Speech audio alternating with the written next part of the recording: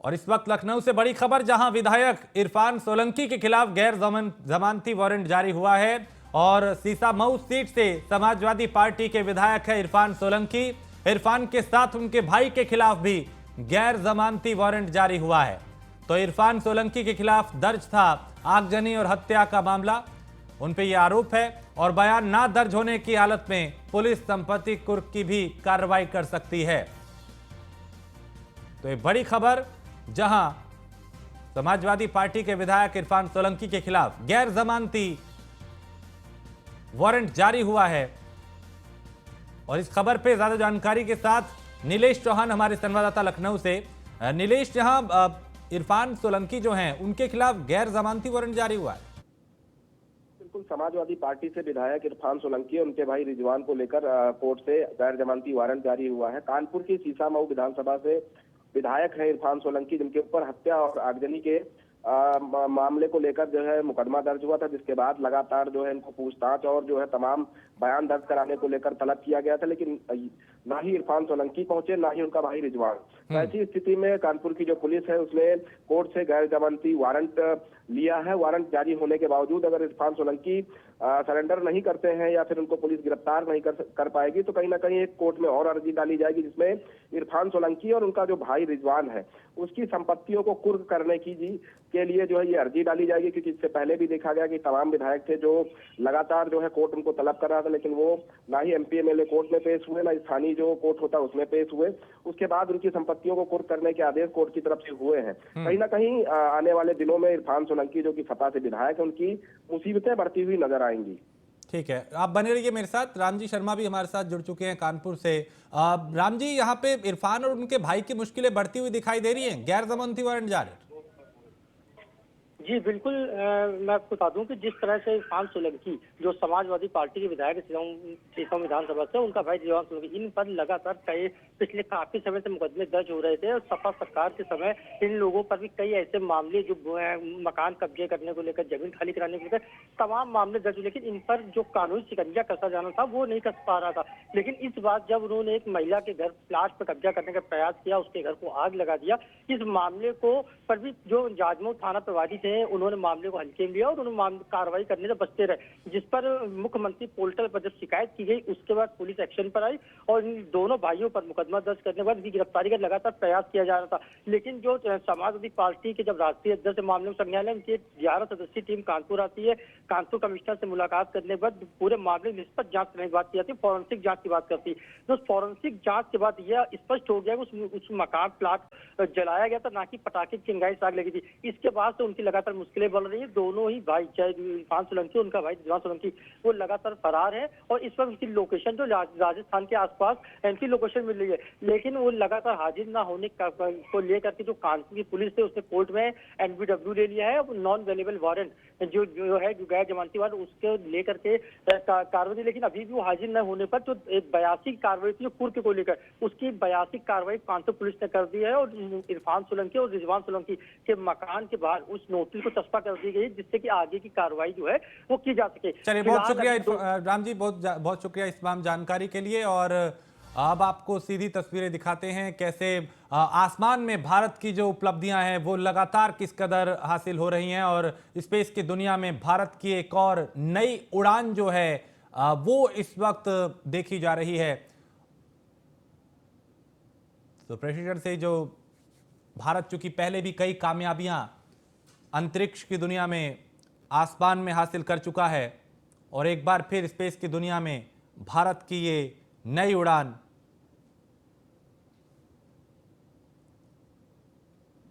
और ये mission successfully accomplished हो जाएगा। हम यहाँ पर बधाई देना चाहेंगे इन स्पेस को, जिन्होंने इस पूरे मिशन को रेगुलेट किया, गाइड किया। हम बधाई देना चाहेंगे सतीश धवन स्पेस सेंटर श्रीहरिकोटा को, जिन्होंने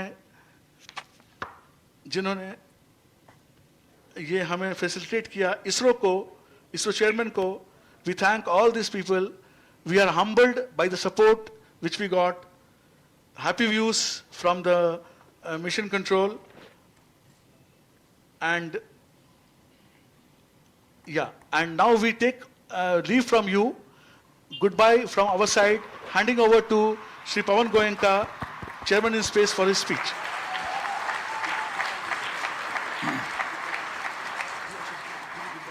Thank you, viewers. Goodbye. Thank you, viewers, for joining us. We sign off.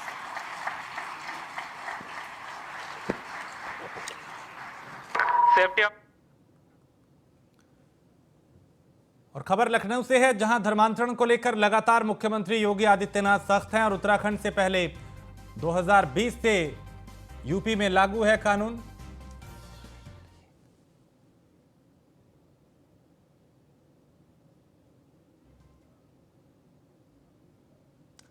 तो उस खबर पे हम लौटे, लेकिन इस वक्त एक और जानकारी आपको दें। दरअसल सीसामऊ सीट से समाजवादी पार्टी के विधायक इरफान सोलंकी की जो मुश्किलें हैं वो बढ़ती जा रही हैं और इरफान के साथ उनके भाई के खिलाफ गैर जमानती वारंट जारी हुआ है और इरफान सोलंकी के खिलाफ दर्ज था आगजनी और हत्या का मामला और उसमें वो लगातार फरार चल रहा है दोनों भाई, और अब उनके खिलाफ गैर जमानती वारंट जारी किया है, जिसके बाद इरफान और उनके भाई की जो मुश्किलें हैं वो बढ़ती हुई दिखाई दे रही हैं और अगर वो पेश नहीं हुए तो फिर कुर्की की कार्रवाई भी हो सकती है।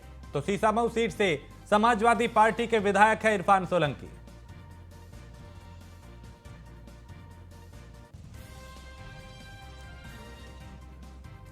तो इरफान सोलंकी के खिलाफ गैर जमानती वारंट जारी हुआ है।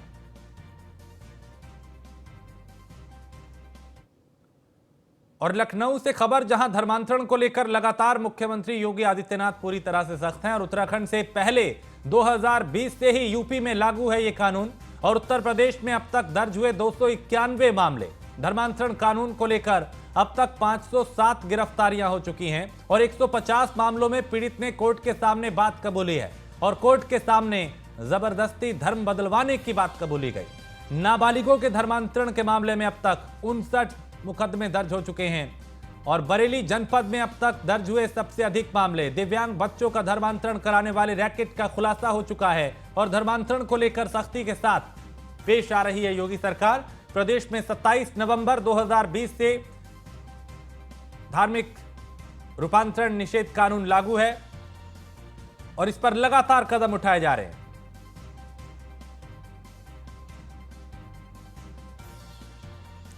तो उत्तराखंड से पहले 2020 से ही उत्तर प्रदेश में यह कानून लागू है और उत्तर प्रदेश में अब तक दर्ज हुए 291 मामले।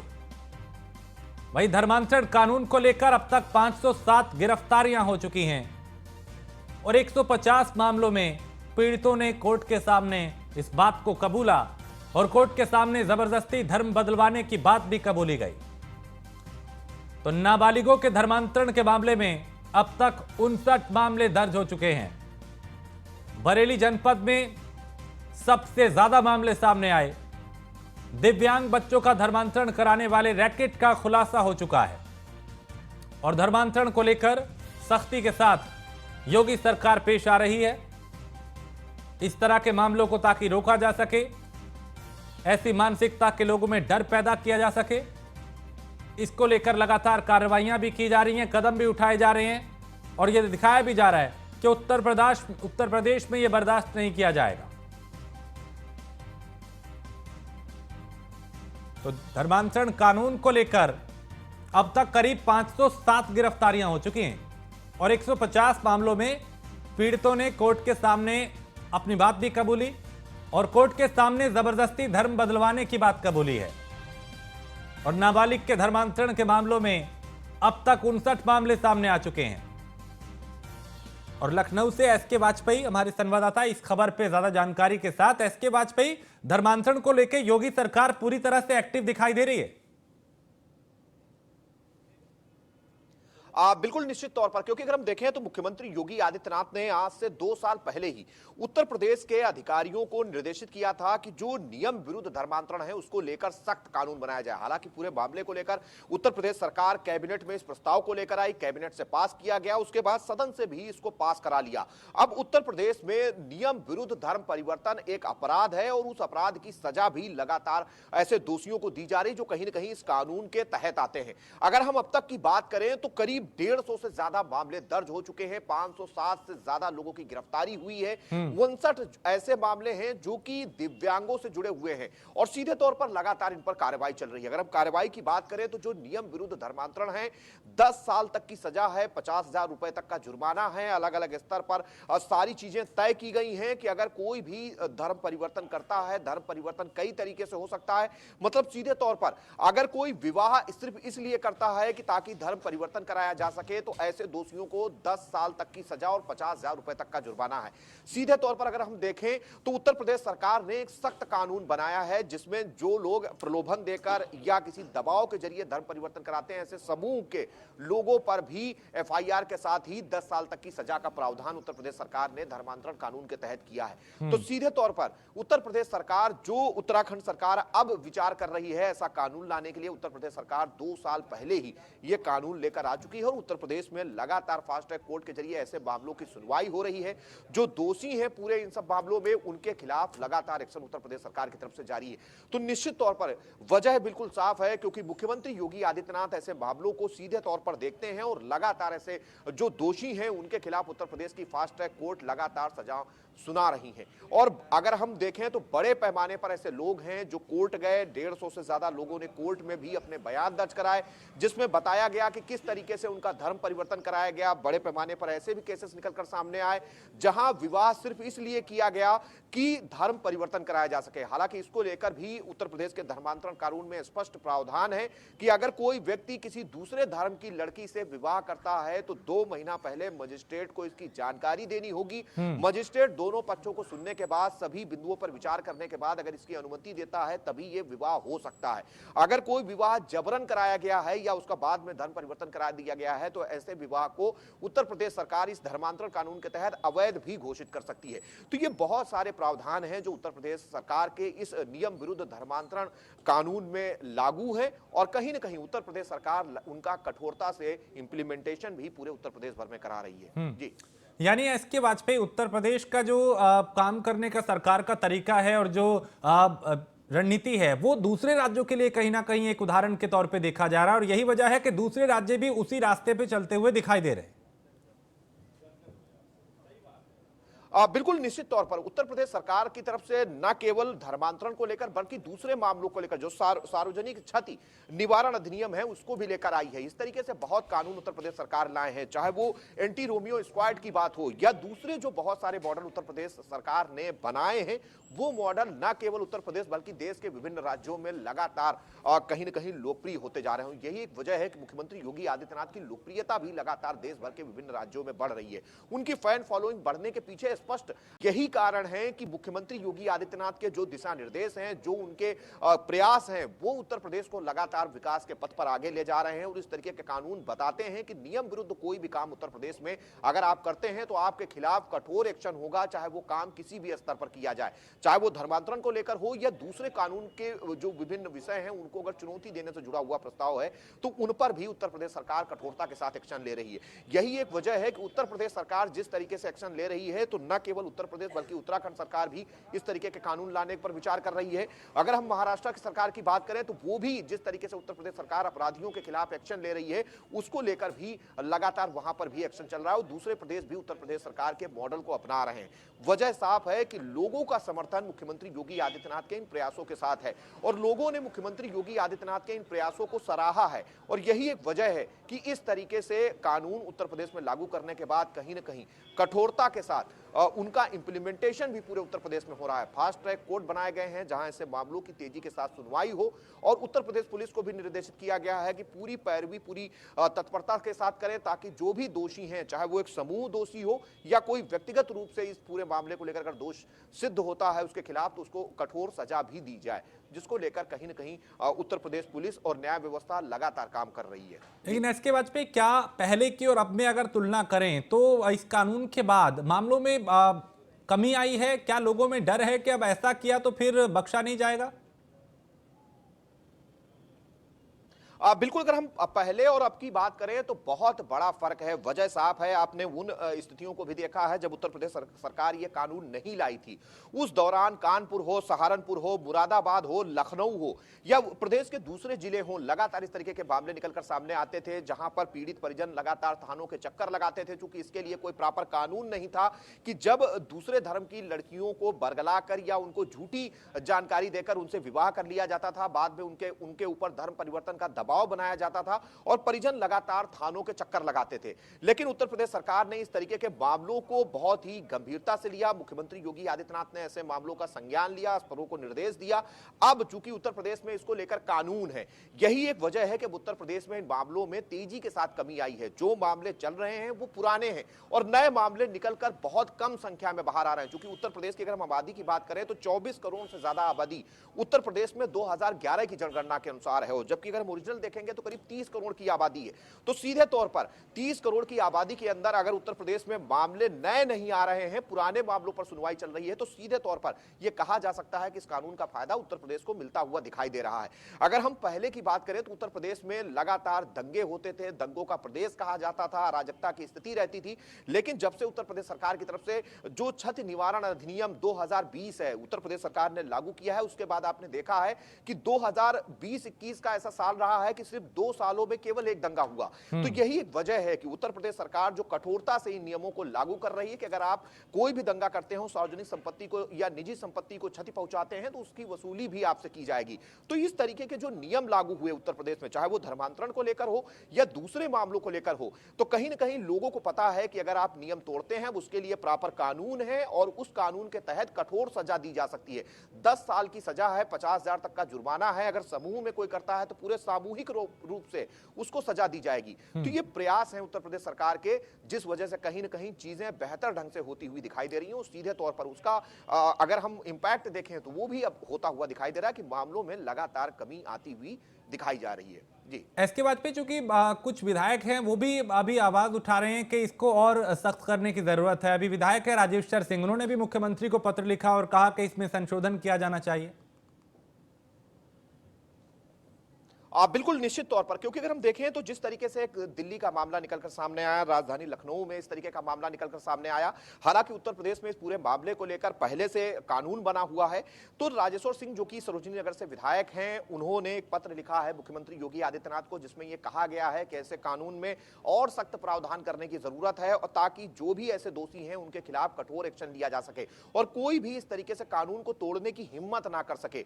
तो निश्चित है कि इस पत्र के बाद जरूरी है कि आने वाले समय में कुछ और चीजें अमेंडमेंट इस कानून में की जाए, क्योंकि उत्तर प्रदेश में कानून है और बाकी राज्य इस कानून को लाने पर लगातार विचार कर रहे हैं। तो निश्चित है कि अब बहुत ज्यादा कठिनाई नहीं होगी, क्योंकि पहले से चीजें प्रावधानित कर दी गई हैं और अगर कोई नया अमेंडमेंट होता है या नई चीजें जोड़ी जाती हैं तो कहीं ना कहीं वो एक्शन भी हमको आगे आने वाले समय में होता हुआ दिखाई देगा। बहुत शुक्रिया इसके वाजपेयी इस तमाम जानकारी के लिए। तो धर्मांतरण को लेकर लगातार मुख्यमंत्री योगी आदित्यनाथ पूरी तरह से सख्त है और कदम उठाए जा रहे हैं। लखनऊ से खबर है जहां एमएलए राजेश्वर सिंह ने मुख्यमंत्री को एक पत्र लिखा है और सीएम से यूपीपीसीआर एक्ट 2021 में संशोधन की मांग की गई है। चर्चित श्रद्धा हत्याकांड पे सीएम योगी को पत्र लिखा है और ऐसी घटनाओं की पुनरावृत्ति रोकने के लिए यह पत्र लिखा गया है। आरोपी को जमानत नहीं मिलनी चाहिए, ऐसी भी मांग की गई और मामले की जांच 60 दिन में पूरी होनी चाहिए, ट्रायल 60 दिन में पूरा होना चाहिए और जघन्य अपराध में मृत्युदंड का प्रावधान हो, ये विधायक ने मांग की है और इसी तरह का एक पत्र मुख्यमंत्री योगी आदित्यनाथ के नाम लिखा है।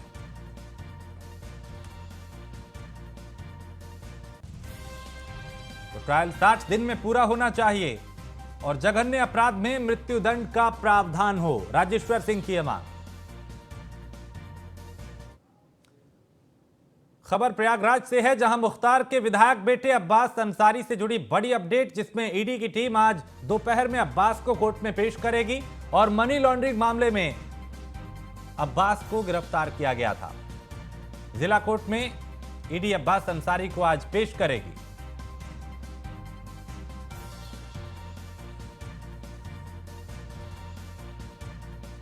तो जिला न्यायालय में ईडी अब्बास अंसारी को आज पेश करेगी।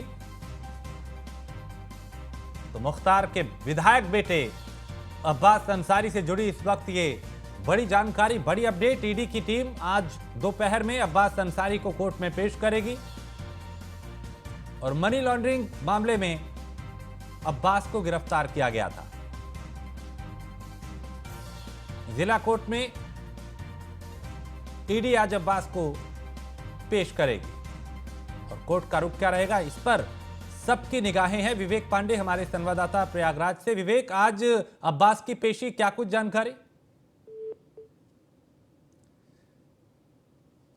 तो विवेक तक मेरी आवाज नहीं पहुंच पा रही, फिर कोशिश करेंगे उनसे संपर्क हो और वो विस्तार से बता पाए। लेकिन अब्बास अंसारी की आज चूंकि कोर्ट में पेशी है, ईडी पेश करेगी। ईडी ने उन्हें गिरफ्तार किया था मनी लॉन्ड्रिंग मामले में और अब आगे कोर्ट की रुख क्या रहेगा, इस पर सभी की निगाहें हैं।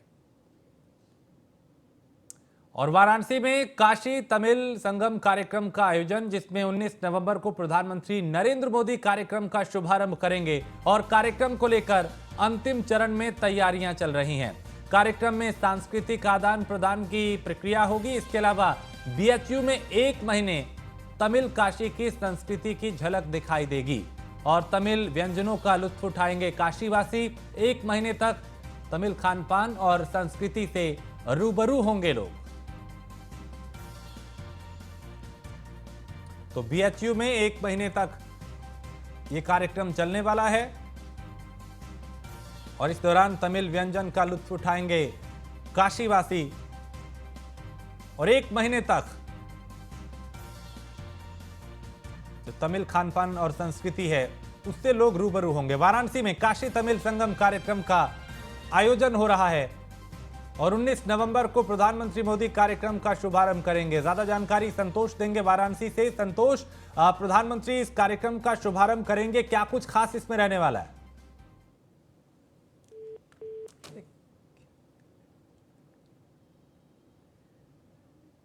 तो संतोष तक मेरी आवाज नहीं पहुंच पा रही और संतोष आगे बताएंगे कि किस तरीके से वहां पे किस तरह की तैयारियां चल रही हैं और क्या प्रधानमंत्री चूंकि वहां पहुंचेंगे तो जाहिर है एक बड़ा आयोजन है। संतोष हमारे साथ एक बार फिर जुड़ गए। संतोष, आप मुझे सुन पा रहे हैं? तो इस कार्यक्रम को लेकर क्या जानकारी? देखिए, सबसे बड़ी बात है ये तमिल काशी सम्मेलन है और लगभग 1 महीने चलने वाला ये सम्मेलन है। कल प्रधानमंत्री द्वारा ये इसका उद्घाटन होगा। शहर को खूबसूरत ढंग से सजाया गया है अतिथियों के लिए, या ये कहा जाए कि आने वाले लगभग जो 3000 प्रतिनिधि हैं उनके लिए। सबसे जो खास बात होगी वो ये कि इस दोनों संस्कृति को, या ये कहा जाए कि पूरब और दक्षिण के संस्कृति को न केवल एक साथ समन्वित करने का प्रयास किया जाएगा बल्कि दोनों को समझने का भी मौका दिया जाएगा। प्रधानमंत्री के कार्यक्रमों की यदि बात करें तो लगभग 3 घंटे प्रधानमंत्री यहाँ पे होंगे। वो सबसे पहले बाबतपुर पहुंचेंगे। बाबतपुर से सेना के हेलीकॉप्टर से वो बीएचयू कैंपस पहुंचेंगे और वहां से थोड़ी दूर लगभग 1 किलोमीटर सड़क मार्ग से वो कार्यक्रम स्थल एमपी थिएटर पे पहुंचेंगे। लगभग जैसा कि हमने बताया है वहां पे कार्यक्रम का वो उद्घाटन करेंगे। उद्घाटन के बाद वहां लोगों को संबोधित करेंगे और लगभग ये कार्यक्रम 2 से 2.5 घंटे का है। हालांकि अभी फाइनल जो उनका मिनट टू मिनट है आना शेष है, लेकिन जो संभावनाएं जताई जा रही हैं वो ये कि लगभग 12 बजे का समय होगा जब प्रधानमंत्री बनारस पहुंचेंगे और कार्यक्रम की शुरुआत करेंगे। जी, बहुत शुक्रिया संतोष जानकारी के लिए। तो तमिल व्यंजनों का लुत्फ यहाँ पे काशीवासी उठाएंगे। 1 महीने तक ये कार्यक्रम चलेगा और प्रधानमंत्री नरेंद्र मोदी 19 नवंबर को इसका शुभारंभ करेंगे। तो वाराणसी में काशी तमिल संगम कार्यक्रम का आयोजन हो रहा है। और इसी के साथ इस बुलेटिन में फिलहाल इतना ही। देश प्रदेश की बाकी खबरों के लिए आप देखते रहिए न्यूज़ 1 इंडिया।